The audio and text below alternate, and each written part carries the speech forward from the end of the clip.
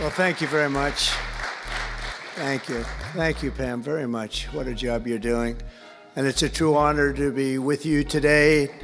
This is a storied hall, if there ever was one. And based on the crowd, I think we broke the all-time record. But as we begin a proud new chapter in the chronicles of American justice, this really is something. We're turning the page on 4 long years of corruption, weaponization, and surrender to violent criminals, and we're restoring fair, equal, and impartial justice under the constitutional rule of law. And you're the people that are doing it. I'm very, very proud of all of you. Under the Trump administration, the DoJ and the FBI will once again become the premier crime-fighting agencies on the face of the earth. People ask me, what am I going to do about law enforcement all the time? The fake news back there, they're asking me that all the time. What am I going to do? And when are you going to do it? And I answer them by saying I've already done most of it by appointing the people that I've appointed. They're sitting right here. They've done most of it. I don't do it, they do it. Right, Pam? I think, oh, you are so tough, they just don't know yet. Let me begin by congratulating the incredible people who will lead these historic reforms. And we start with somebody that you just saw, Pam Bondi. She's extraordinary, and I've known her very well for a long time.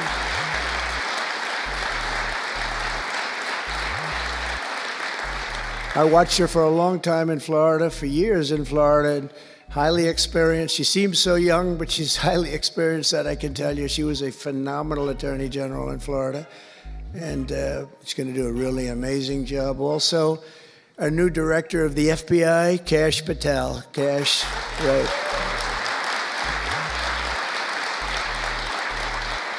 A man that I'm very proud of. I've known him and Emil for a long time under tremendous pressure. I saw these guys under some of the most corrupt judges it's not even imaginable how corrupt they were. And these guys never wilted. They were not shy. They fought. They weren't afraid, and they were brilliant.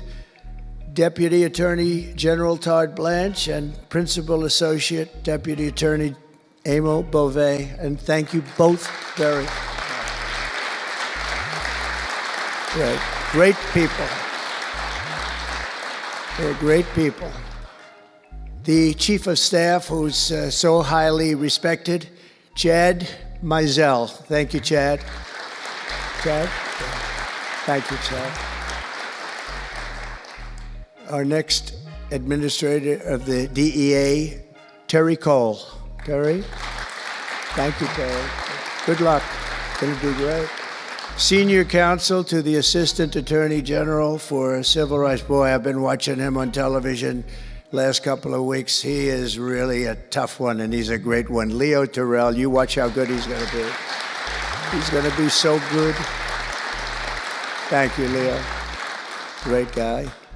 Assistant Attorney General of the Antitrust Division, who's got an incredible reputation. She'll do very, very well. Gail Slater. Thank you, Gail. Good luck. Great job. Now, we're joined by many, many great friends and terrific friends, and I won't be able to, too many to name, but some that I just see very quickly. General Flynn, thank you for being here. Here's a man who went through hell, by the way, and he shouldn't have. He's a patriot. He went through hell. We're also pleased to be joined by Senator Chuck Grassley and House Majority Whip. Where's Chuck? Hi, Chuck. House Majority Whip Tom Emmer. Tom, great job you're doing. Representative Guy Reschenthaler, one of the toughest names to say, but I got it perfectly, I think. And State Attorney General Ken Paxton, thank you very much. Thank you very much. Somebody who was with us early on, and she's really become a big star and very popular, Brenna Bird. Thank you, Brenna. Thank you very much. Steve Marshall, Alan Wilson, James Othermeyer, Chris Carr, Dave Sunday, Marty Jackley, as well as White House Deputy Chief of Staff, Stephen Miller. What a man Stephen is. Become a big star. Right, Emil? Steve Miller. Steve has been something very special. For generations, the Federal Department of Justice was one of America's most revered institutions. The men and women of the DoJ brought down the mafia, hunted down the killers, kingpins, and spies, tracked down terrorists and traitors, and tore down corrupt political machines all across America. This department commanded the respect and admiration of the entire world. And with Pam and Cash and all of the people I introduced and far more, big numbers, and all of you sitting back there, I recognize so many of you.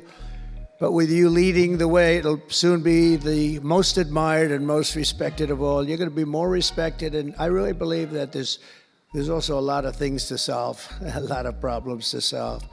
But that's going to put you in the upper tier and maybe the top tier, and I believe that's going to happen. I'm so proud of the people in this room. But first, we must be honest about the lies and abuses that have occurred within these walls. Unfortunately, in recent years, a corrupt group of hacks and radicals within the ranks of the American government obliterated the trust and goodwill built up over generations. They weaponized the vast powers of our intelligence and law enforcement agencies to try and thwart the will of the American people. You remember the 51 intelligence agents that said, as an example, that Hunter Biden's laptop from hell came from Russia, when they knew it came right from his bedroom. They knew that. It was a big lie, and they knew it so well. They spied on my campaign, launched one hoax and disinformation operation after another, broke the law on a colossal scale, persecuted my family, staff, and supporters, raided my home, Mar-a-Lago, and did everything within their power to prevent me from becoming the President of the United States. With the help of radicals like Mark Elias, Mark Pomerantz, and these are people that nobody's ever seen anything like it. So many others, but these are people that are bad people, really bad people. They tried to turn America into a corrupt, communist, and third world country. But in the end, the thugs failed and the truth won. Freedom won, justice won, democracy won, and above all, the American people won. There could be no more heinous betrayal of American values than to use the law to terrorize the innocent and reward the wicked. And that's what they were doing at a level that's never been seen before. And it's exactly what you saw with Joe Biden, Merrick Garland, and their cronies to do the building of the last 4 years. What they've ripped down is incalculable. But what you're going to build up is likewise something that will be breaking all sorts of records. They set loose violent criminals while targeting patriotic parents at school board meetings. They dropped charges against Antifa and Hamas supporters while labeling traditional Catholics as domestic terrorists. The Catholics, we did very well with the Catholic vote, so I want to thank them for that. They really did record numbers. I would say, what's with the Catholics? They're really after the Catholics, so I don't know. They were after a lot of people. Maybe they didn't even know why. They imported illegal alien murderers, drug dealers, and child predators from all over the world to come into our country while putting elderly Christians and pro-life activists on trial for singing hymns and for saying prayers. They went to jail for that. Our predecessors turned this Department of Justice into the Department of Injustice. But I stand before you today to declare that those days are over, and they are never going to come back. They're never coming back.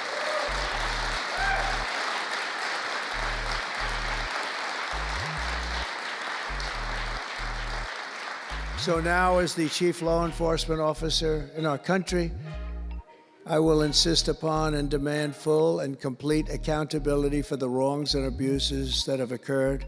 The American people have given us a mandate like few people thought possible.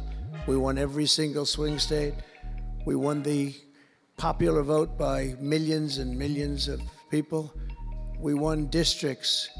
2,750. Think of that, 2,750 districts compared to 505. So we won it at levels that have, I don't believe, ever seen before. That's the one where you see the map of the United States and it's all red. Red for Republican, not for communist. Red for Republican. They would like it to turn red for communist, but it didn't work out that way. The American people have given us a mandate and really a far-reaching investigation is what they are demanding into the corruption of our system. And that's exactly, I'm sure, what Pam and Cash and everyone else mentioned here and not mentioned is going to be doing. We will expel the rogue actors and corrupt forces from our government. We will expose and very much expose their egregious crimes and severe misconduct, of which was levels you've never seen anything like it. It's going to be legendary. It's going to also be legendary for the people that are able to seek it out and bring justice. We will restore the scales of justice in America, and we will ensure that such abuses never happen again in our country.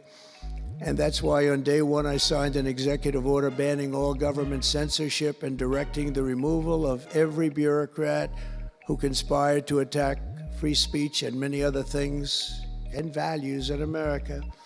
My administration stripped the security clearances of the disgraced intelligence agents who lied about Hunter Biden's laptop from hell.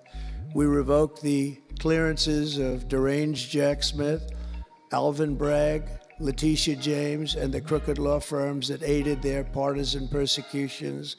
And I went through it. These are state and city courts, and the corruption is unbelievable. We also terminated the clearances of the Biden crime family and Joe Biden himself. He didn't deserve it. In fact, he was essentially found guilty, but they said he was incompetent, and therefore let's not find him guilty, I guess. Nobody knows what that ruling was, but I didn't want any part of it. I think I would have rather been found guilty than what they found with him. They said he didn't know what the hell he was doing, and therefore he's let him go. I said, you know, I'd rather be convicted, Pam. I think that was not good. I said, please convict me, don't say that. I pardoned hundreds of political prisoners who had been grossly mistreated. We removed the senior FBI officials who misdirected resources to send SWAT teams after grandmothers and J6 hostages. And it was a great honor for me to fire, I will tell you this, a great honor to fire James Comey. A great, great honor. That was nothing. There was no better day.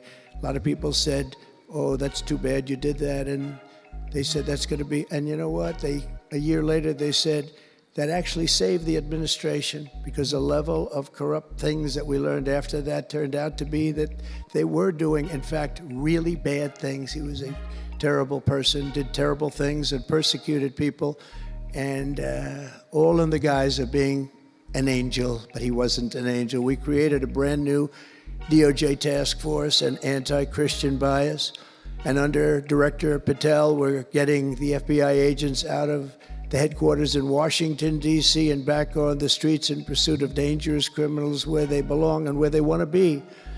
And, you know, you have that big FBI building, and it's a very big building, and they were going to build an FBI headquarters 3 hours away in Maryland, a liberal state, but that has no bearing on what I'm about to say, but we're going to stop it. Not going to let that happen. We're going to build another big FBI building right where it is, which would have been the right place, because the FBI and the DOJ have to be near each other. You can't that's one thing I did learn from this persecution. The FBI and the DOJ work together. Now, in my case, they work together for bad purposes, but they do. They were always together. So how can you have one that's 3 hours away? But one thing I said to Cash, well, we're going to get a great building built. It's going to be a magnificent building. He said, sir, we don't need that kind of room. I said, what do you mean? He said, I'm just going to take a old Department of Commerce building that's about 25% the size, and that's what I need. We're going to have the best staff that you've ever seen, and that's what I need. It's in a nice location, but I don't need that big building.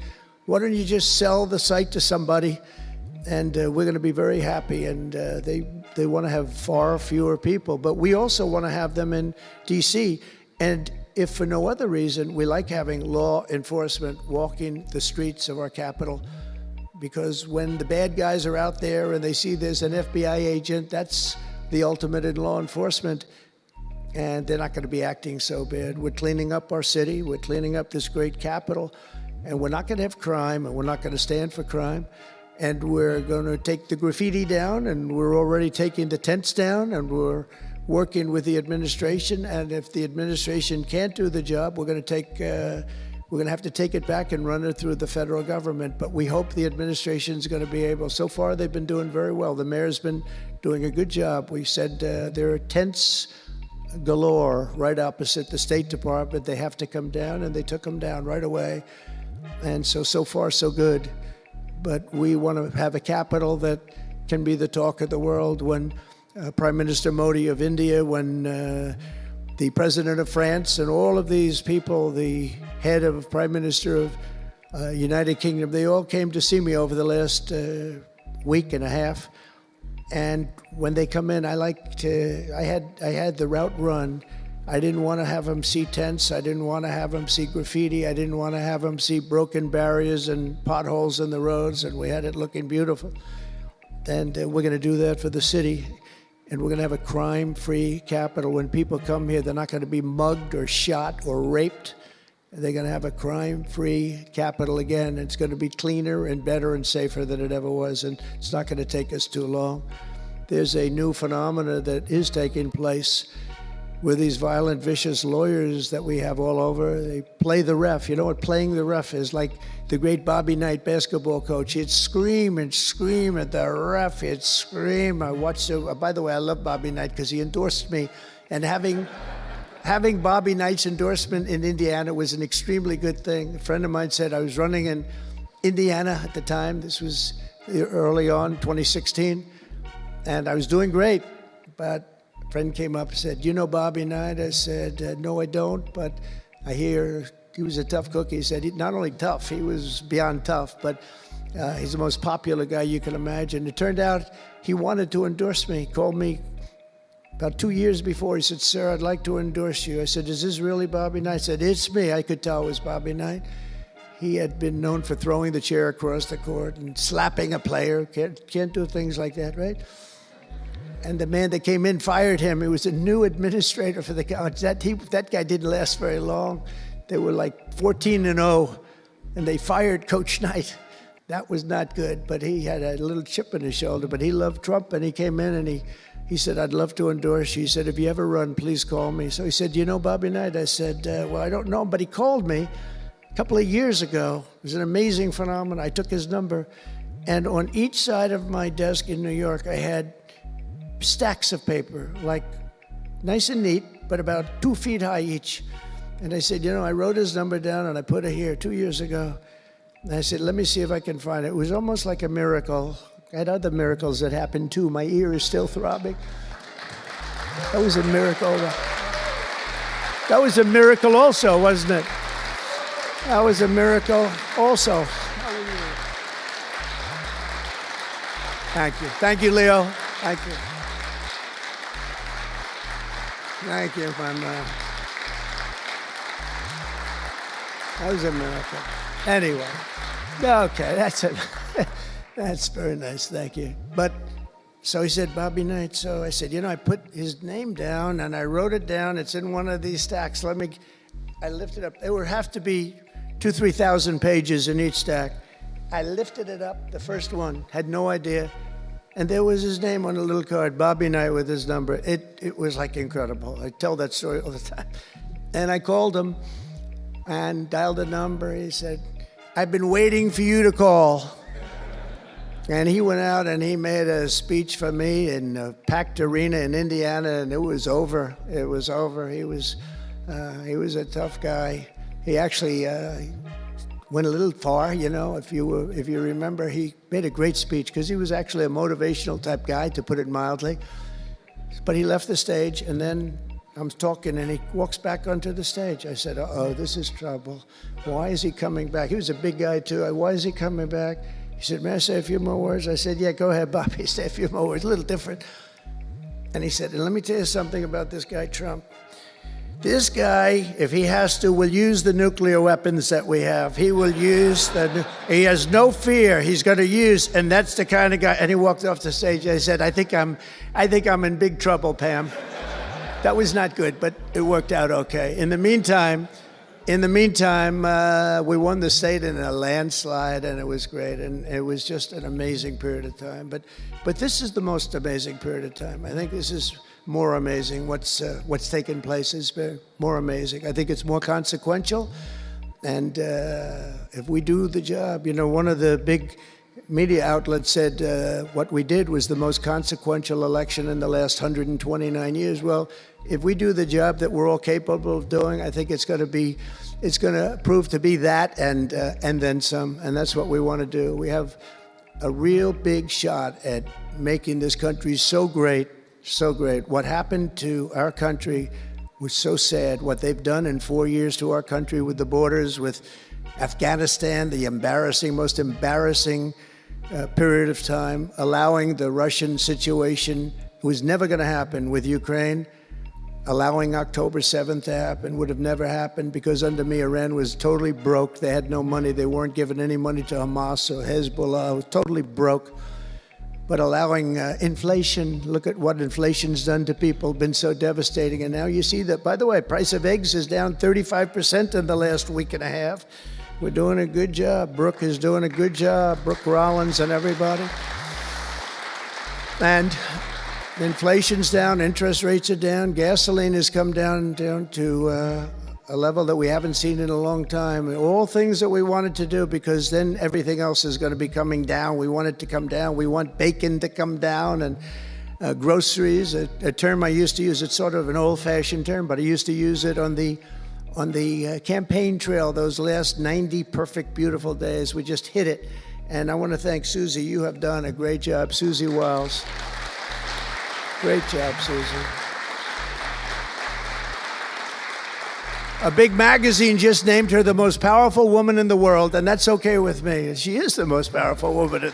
You think about it, John, right? The most powerful woman in the world, but she's great.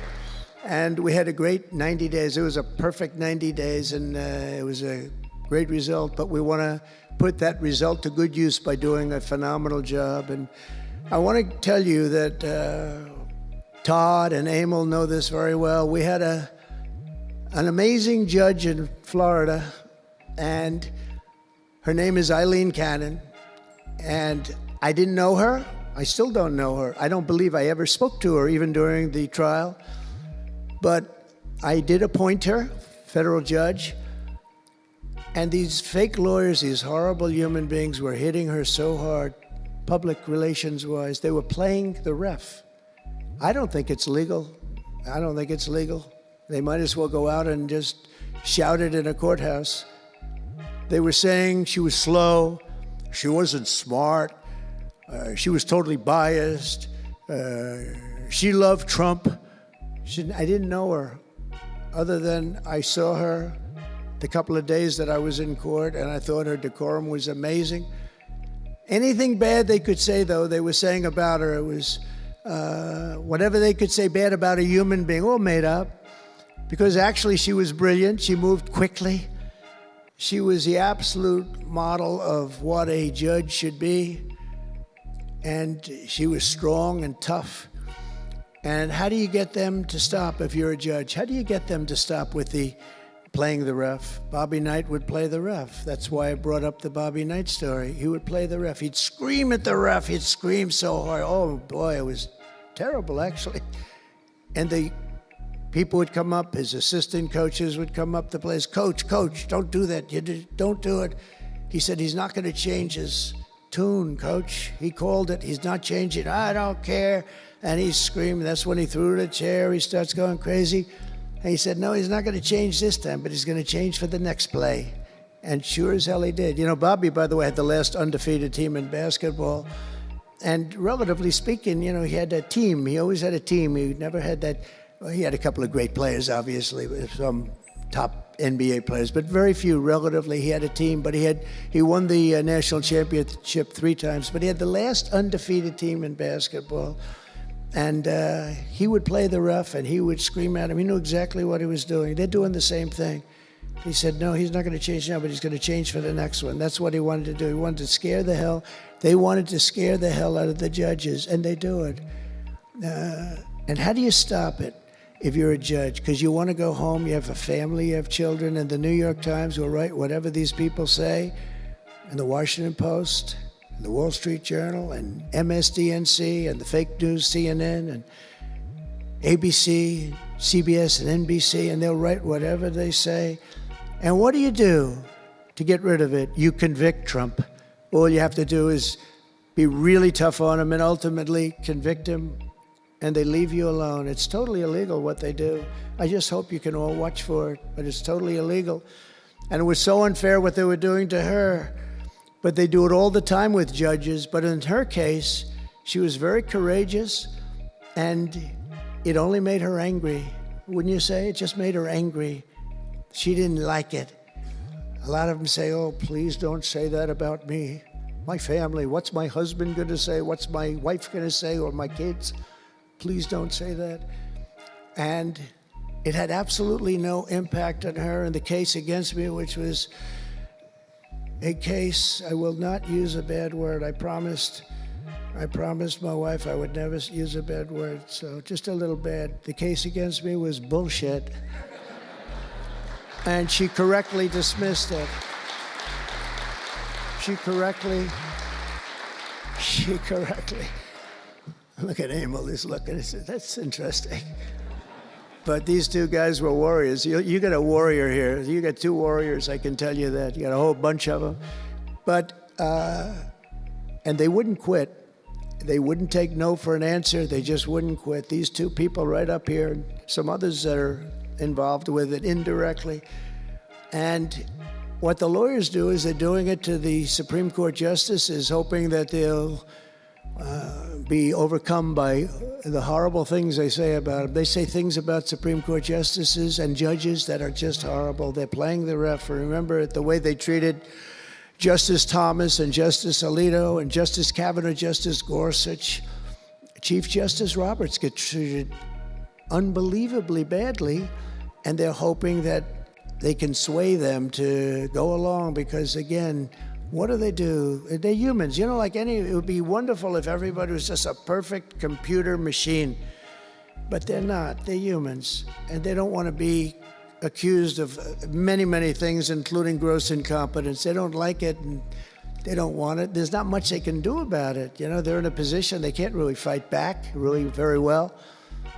And so what they do is sometimes they get weak. I would say a majority, maybe, of the times. That's why I'm so impressed with Judge Cannon in Florida, how strong she was, how she held up. It actually made her more resolute than anything I've seen. I mean, it was amazing because they were hitting her so hard. It was so sad to watch this. But it's sad what they do to other judges. It's very sad what they do to the Supreme Court. And a lot of the judges that I had, if you look at them, they take tremendous abuse in the New York Times and the Washington Post, all of the different networks. They take such abuse. And honestly, very simply, they're afraid of bad publicity. They don't want bad publicity. And it's truly interference, in my opinion, and it should be illegal, and it probably is illegal in some form. There's no difference than speaking to a judge or shouting to a judge or doing whatever you have to do in a courthouse. They're doing it behind the back. They're usually doing it anonymously. They're saying anonymously, off the record, the judge is no good, but everybody knows where it's coming from. And it's totally coordinated. It's a campaign, and it's by the same scum that you have been dealing with for years, like guys like Andrew Weissman, deranged Jack Smith.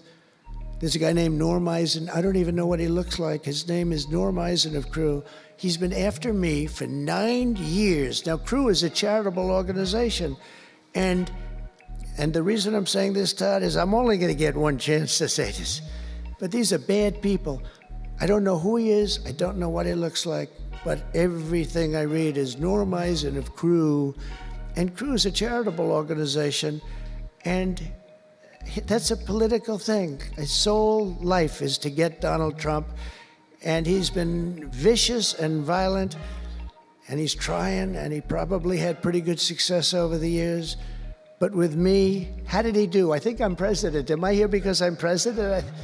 But we had to take all of that abuse. Even during the trials, we had to take tremendous abuse. Like, you know, these wonderful guys, they're not legitimate people. They're horrible people. They're scum.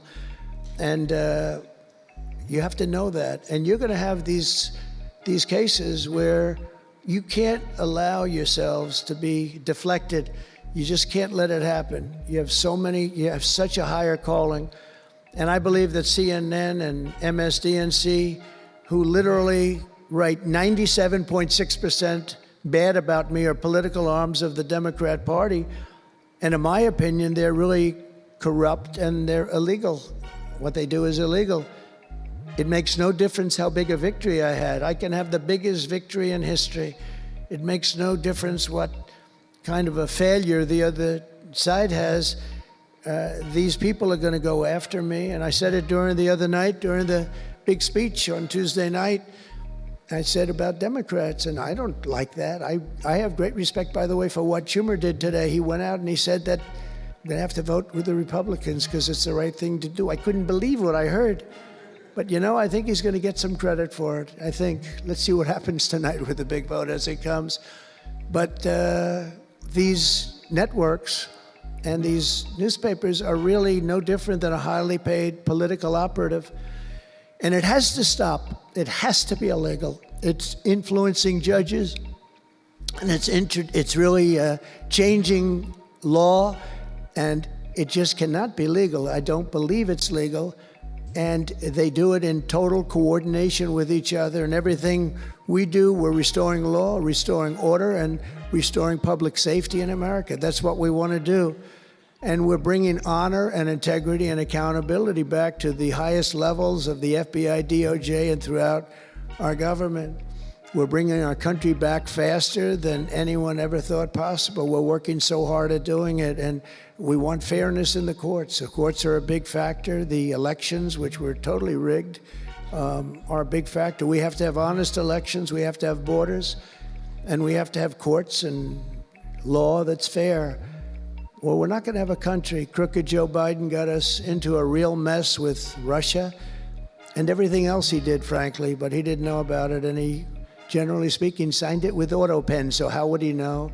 That auto pen is a big deal. I don't know. You know, they're having who's doing this? So when my people come up, Will and all of the people, Steve, they come up and, sir, this is an executive order. They explain it to me, and, you know, 90% of the time I sign it. 99% of the time I say do it.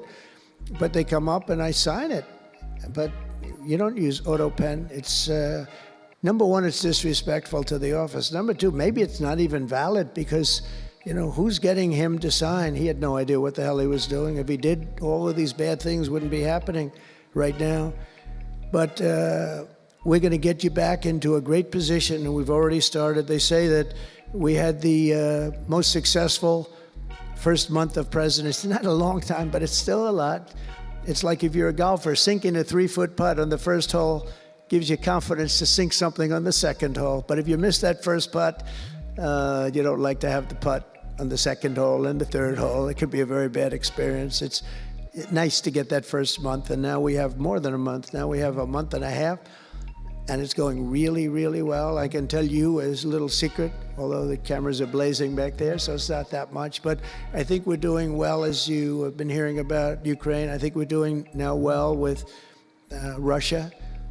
We're speaking with President Putin. We want to get the war over. Not only have we spent maybe $350 billion to Europe's, think of that, $350 billion to $100 billion, and yet we're across the ocean far away, so it shouldn't have been that way, but Biden let that happen too. And we're getting a deal where we're going to get that back, but much more importantly are the lives that we're talking about. On average, 2,000 young people are being killed every single day. Now, they're not from here. They're from nowhere close to here, but they're young people. They're human beings, and they have parents. They have sisters and brothers, the mothers and fathers, the friends and the families and the towns where they grew up. And they're losing, on average, 2,000, even 2,500 a week. and I want to get it stopped. And we've had some very good calls today with Russia and with Ukraine. They've agreed for a ceasefire if we can get it with Russia, and it's not easy. It's a tough one, but I think we're doing it. And as the Secretary General said yesterday of NATO, a terrific guy, he said without Trump, we wouldn't be talking about it. It would just go on for years, and millions of people have been killed, but millions more people would be killed. And he said it was a great honor. Without me, it would just keep going on. We're looking for the ceasefire now with Russia, and we've had some very good talks about it. We've had some very good responses. And I can tell you that there was a case where there would have been no war if I were president, and it's just 100% would not have happened, would never have happened. I used to speak to President Putin a lot about it. I said, don't do it. Don't do it. I won't tell you what the consequence was. I won't tell you what but if he believed even 5% of what I said, then he would say, I'm not going to do it. And I think he did. But we had a good relationship, and we had a professional relationship, and his respect for this country. And I think we've had some very good results. So, you know, I haven't been able to say that to anybody else. I haven't wanted to say it until just before I came here. I got some pretty good news. So, but we have to see what happens. It's still a long way to go. The fighting is unbelievable. Russia has a large group of Ukrainian soldiers, as we speak, surrounded and in grave danger. They've been able to surround them. They're in grave danger. Biden should have never let this war happen. First of all, you don't want to pick on somebody that's a lot larger than you, even with the money. There's a lot of money that we gave them and a lot of equipment. We make the best military equipment in the world, but even with all of that, it's unbelievable. Right now, you have a lot of Ukrainian soldiers that are encircled and in grave danger, and I've asked them not to kill those soldiers, please, not to kill those soldiers. We don't want them killed. It's such a shame to see what's happened. A thing like that would have never happened. Inflation would have never happened. October 7th would have never happened. Israel, Iran had no money. They were totally broke. Think of it. They had no money to give to anybody. They were totally broke. And within a short period of time, as soon as Biden came in, he took out all the sanctions. In China and everybody else that wasn't buying oil from Iran was buying it at levels that they never spent before. And it was a sad thing. And if you look at Afghanistan, that was probably what got Putin started, because when he looked at how horribly we looked, I think the most embarrassing day, not that we got out because we were getting out, I would have been out faster than them. I was the one that got it down to the right level. But we would have kept Bagram, the big Air Force base. We would have kept it. Right now, China occupies Bagram. And the reason we would have kept it is because they were 1 hour away from where China has and builds its nuclear missiles and weapons. And they gave that up. At the dark of night, they left the lights on, and they left the dogs behind, by the way. A lot of people say, what about all the dogs? They had a lot of dogs, and they left the dogs behind. And what a shame, what a shame. The way we got out, I think it was the most humiliating time in the history of our country. The way it happened, not that we were getting out, because we wanted to get out, but we would have gotten out with dignity and strength. And what a difference a rigged and crooked election had on our country when you think about it. And the people who did this to us should go to jail. They should go to jail. So I just want to say God bless America, because we have to say God bless. We're lucky we're still here, frankly. And this whole thing could lead, I think we have it. But this could lead to World War III very easily. Could very easily lead to World War III, but I think we're in pretty good shape. A lot better than we were before we got involved, that I can tell you. That was heading into World War III territory, and that would have been a war like no other because of nuclear weapons and other types of weapons that people you don't even want to know about. But as many of you do know, well, we're focused on persecuting, and these people were really focused on persecuting Republicans. The last administration presided over the worst increase in violent crime in our country in many, many decades. We had levels of violence and crime, and a lot of it had to do with the illegal immigrants that came in. Remember when I used to complain about it? Because I knew how tough they were, how mean they were. And they said, no, people that come into our country are all wonderful people. No, they're not wonderful. These are stone cold killers. These are killers they make our killers look nice by comparison. They make our killers look nice. These are rough, tough people with the tattoos all over their face. Historically speaking, I don't want to discriminate against anybody, but historically speaking, they're not going to be the head of any major bank that we know of.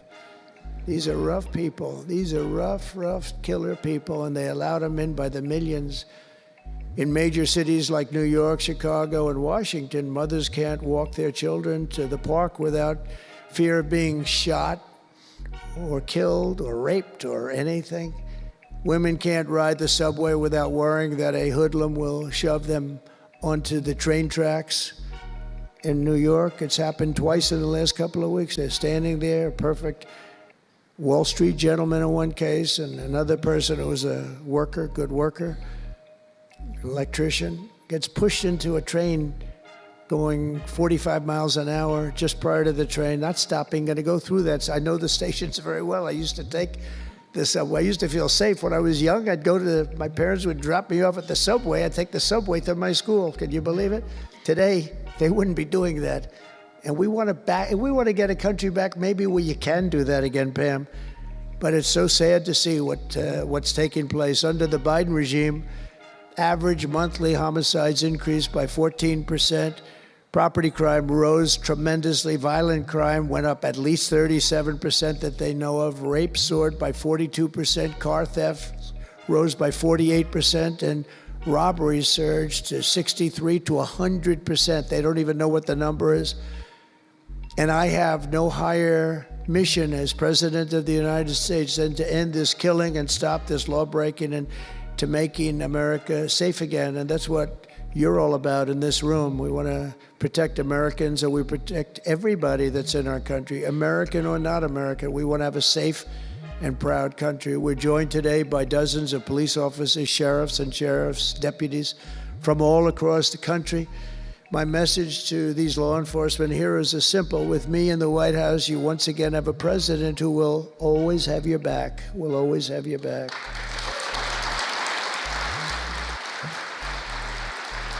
Thank you, folks. Thank you. That's a lot of good-looking people. I will tell you, I feel safe. I'm glad you're in the room. I feel even safer. It's a lot of great people. On day one, I signed an executive order directing Attorney General to ensure that anyone who murders a police officer immediately, with as fast a trial as we can have, gets the death penalty.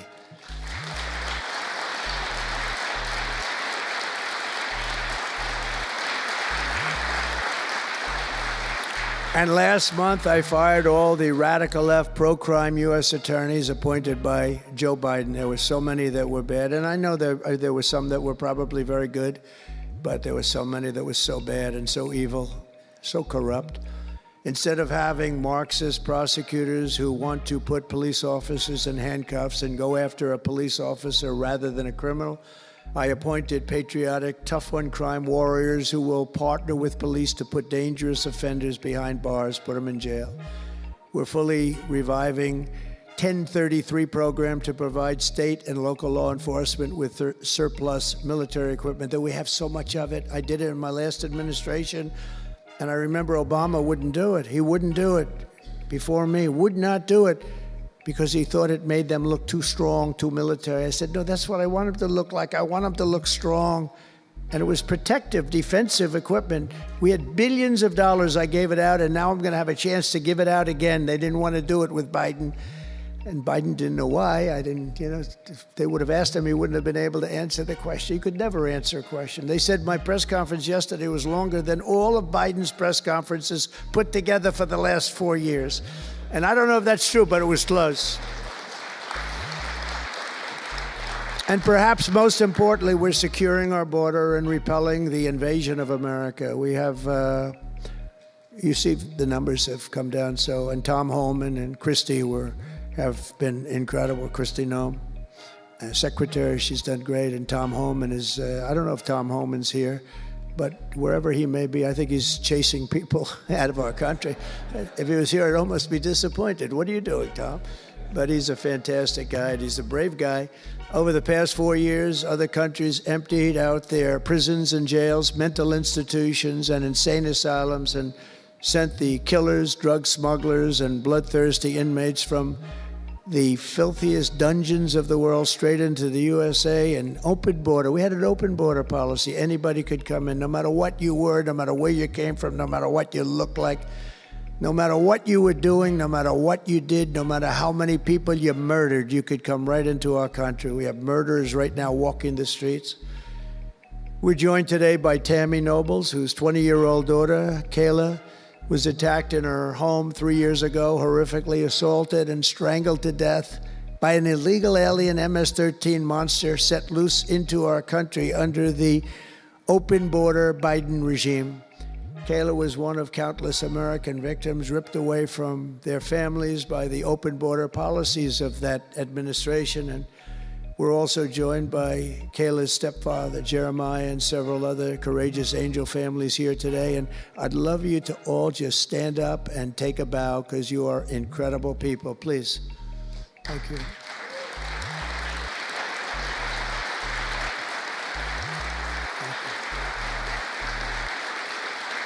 Thank you.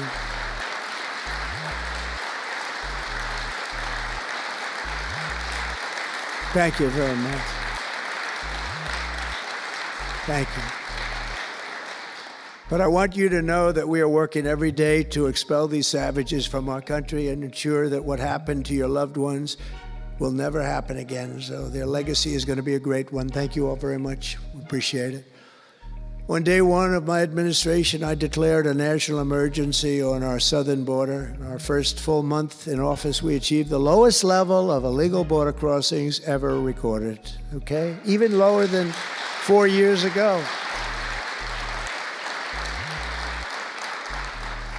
For years, Democrats and the media kept saying that we needed new legislation. We had to have new legislation. We needed it immediately. And I never had legislation. I had the best border in the history of our country for almost 4 years. And by the time I got out, we had the lowest numbers ever. My favorite chart of all time was brought down that day. And on that chart said we had the lowest numbers ever. But it turned out that we really didn't need new legislation. All you needed was a new president.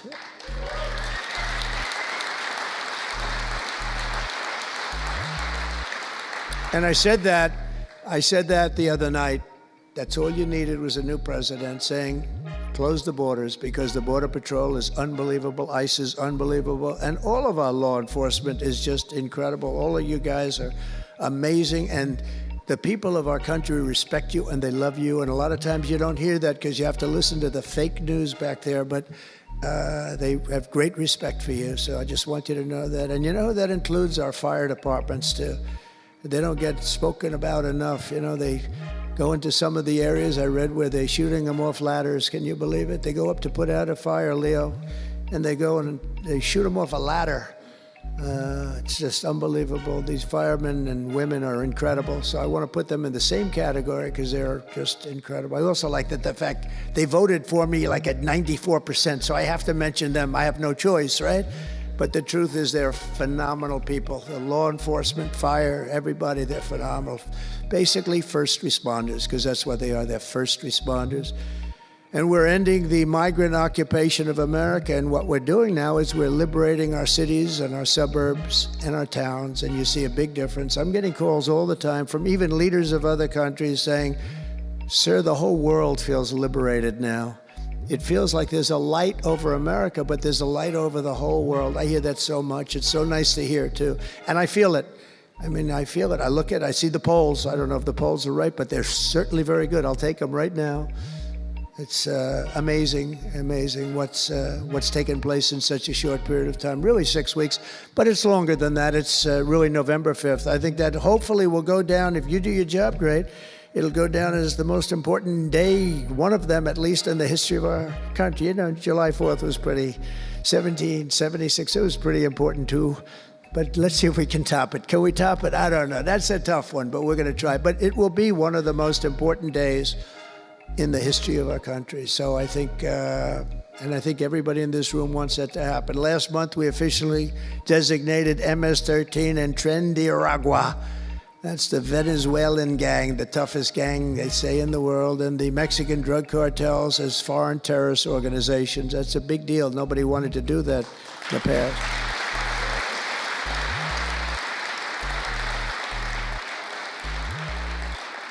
And by the way, we've caught hundreds of them, the Venezuelan gang, which is as bad as it gets. And you'll be reading a lot of stories tomorrow about what we've done with them. And you'll be very impressed, and you'll feel a lot safer, too, because they are a vicious group. They went into Colorado. They took over areas of Colorado. They sort of were like me. They were in the real estate business, but they didn't go out and get financing. They just took over a building and kept it. And they said to the tenants, get the hell out of here. One man called the police, and they cut off his fingers. And they say, you call again, your other fingers, and you call a third time, and you're dead. These are tough people and bad people, and we're getting them out of our country. And some are so bad, we don't want to get them out. We have to put them in jail because we don't want to even take a chance that they can come back. Thanks to our efforts, Mexico recently handed over 29 of the biggest cartel leaders, including the depraved kingpin charged with the 1985 murder of DE agent Kiki Camarena. And that was a big deal, if you know. They've been looking for this person for years, many years, and we got him. This evil killer will be now prosecuted to the fullest extent of the law, and we know that, well, it's, let's put it this way, I have to be nice, it's a very strong case. We're stopping the criminals pouring across our borders at record levels, and we're also stopping the massive quantities of deadly drugs. In 2023 alone, drug overdoses killed more Americans in 12 months than they did during the entire decade between 1980 and 1990, so 10 times more, but it's much higher than that. More Americans died from fentanyl last year than died in the Korean War, or the Iraq War, the Afghanistan War, all of them combined. That's why I've placed large tariffs on Mexico, Canada, and China, and they will remain in place until these deadly poisons stop pouring into our country. And I will tell you, as soon as I put on the tariffs on Mexico, Canada, and China, unbelievable results have been seen in the last few weeks. Unbelievable results. They weren't happy about it. You probably read they weren't happy, but they are working like hell to end it. They weren't working very hard before I did that. With us today is a brave mother and advocate, Ann Fundner, who lost her beautiful 15-year-old son, Weston, to fentanyl. And Ann, if you would, I'd like to ask you to come up and say a few words, please. Thank you.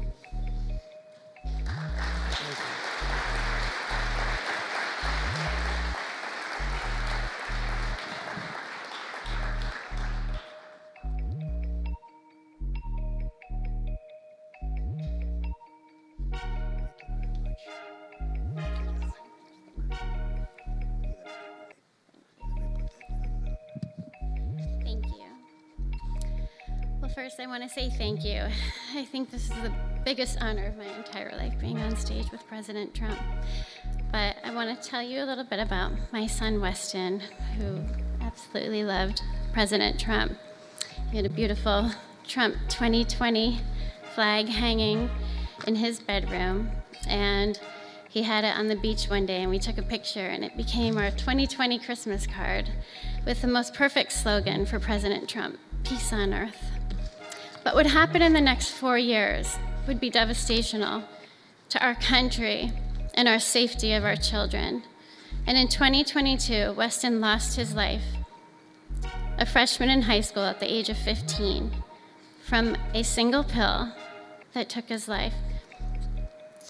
The cartels were allowed to operate on American soil and took hundreds of thousands of American lives. And so we knew there was only one person that could save us from the devastation on our American soil, and that was President Trump. And so in 2024, we did the best thing that we could do to keep America safe again, and we elected President Donald J. Trump. Thank you. Thank you. Thank you.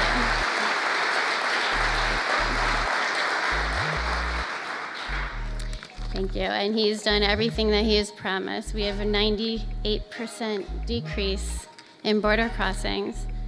And he has labeled the terrorist cartels terrorist organizations.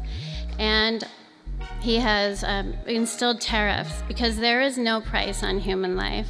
And so I feel like I can speak for the entire fentanyl fighting community when I say thank you to President Trump, and thank you to Pam Bondi and everyone out here who is fighting this fight. God bless you. God bless you, President Trump. And God bless America. Thank you. He's up watching you. He's up there watching you. He's so proud of Mom.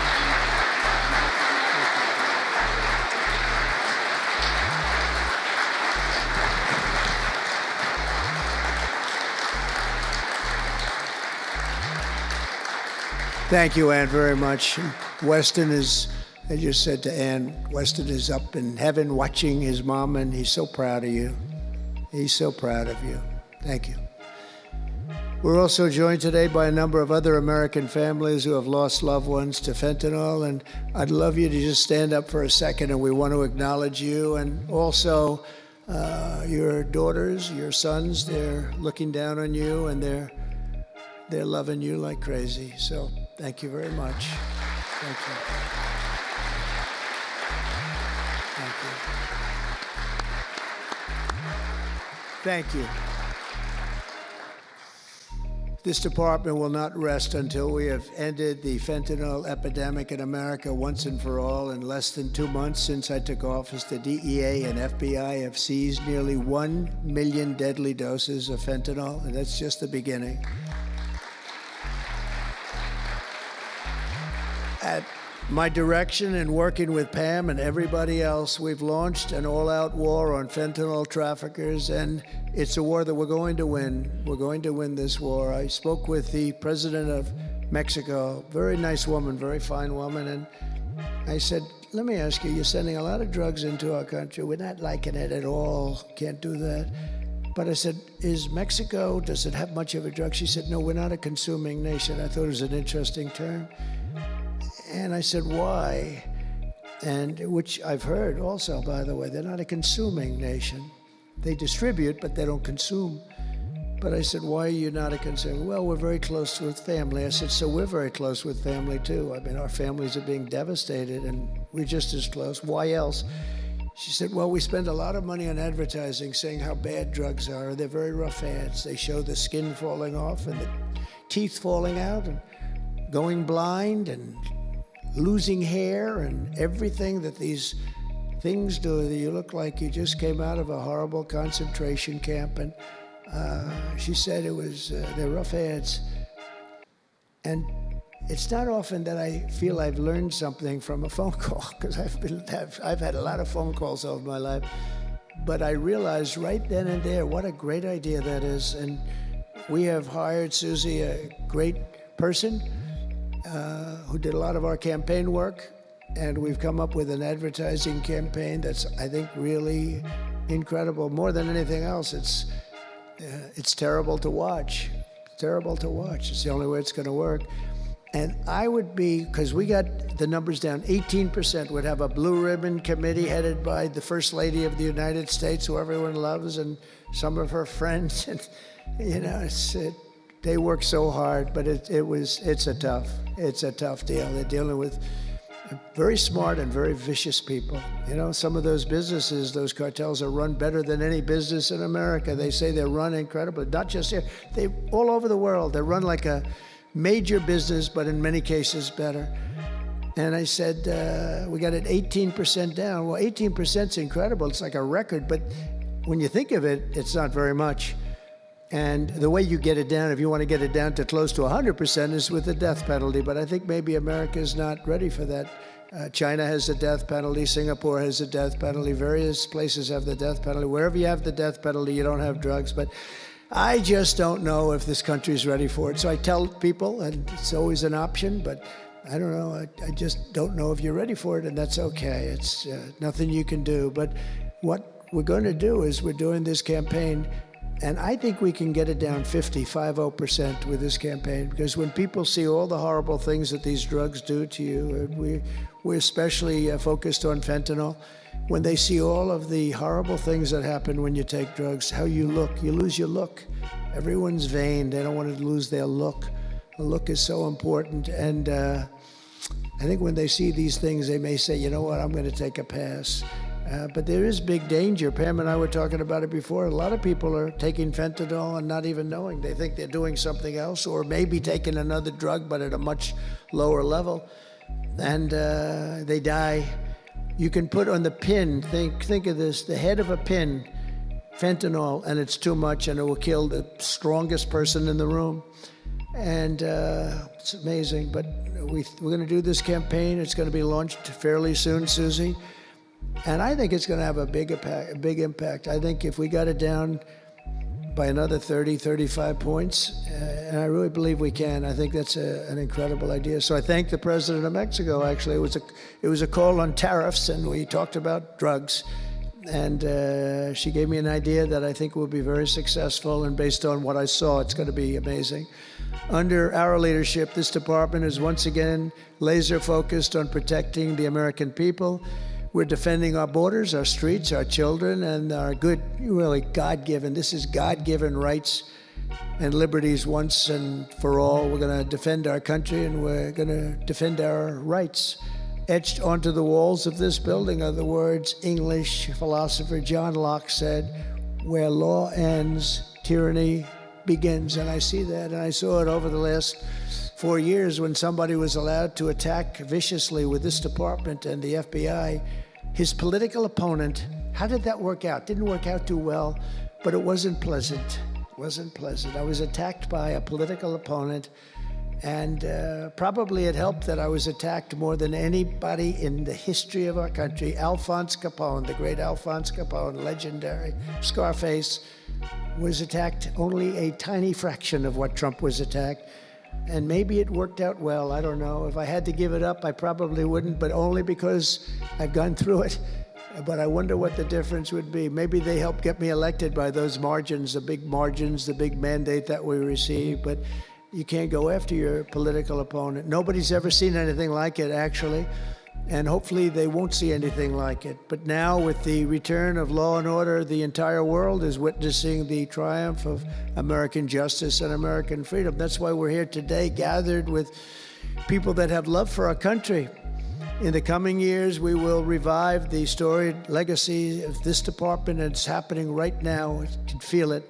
And rekindle the spirit of the great lawmen and legal lions of the past, Americans like Wyatt Earp, Elliot Ness, Frank Hammer, Rudy Giuliani. Rudy Giuliani had to suffer greatly, greatly. He's the greatest mayor in the history of our country. He had to suffer greatly. Ed Meese, Antonin Scalia, Robert Jackson, and Robert F. Kennedy. We will rebuild pride in our institutions. We will restore the prestige of this great department, and we will bring back faith in our justice system for the citizens of every race, religion, color, and creed. And I want to just tell you that this has been a great honor. I was asked to do it, and I said, is it appropriate that I do it? And then I realized it's not only appropriate, I think it's really important, and I may never do it again. I may never have another chance to do it again, because this is something that I'm leaving to the greatest people I know, the best people, the smartest people, the toughest people I know, and they're going to do an incredible job. And it's an honor for me to have won this election so that I can appoint these people to do their job, and they're going to do it like you have never seen. So I just want to wish all of you good luck. It's going to be an interesting journey. Not going to be easy, but you're going to win. You're going to win, win, win, and fight, fight, fight. And it's going to end up being a tremendous result for this country. So thank you all very much. God bless America. God bless you all. Thank you.